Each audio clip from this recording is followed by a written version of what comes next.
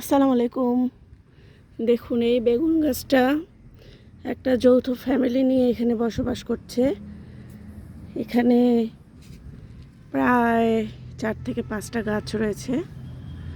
একসাথে কি সুন্দর মিলেমিশে এরা একটা যৌথ পরিবারের মতো রয়েছে।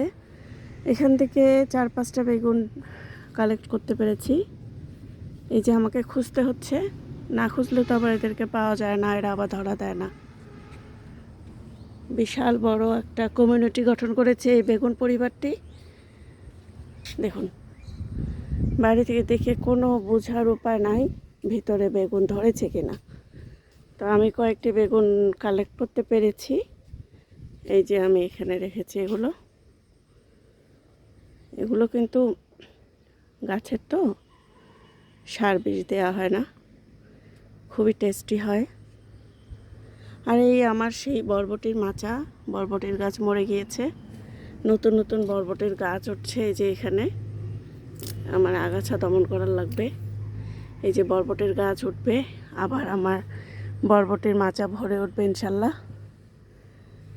ধন্যবাদ সবাইকে আমার ভিডিওটি দেখার জন্য।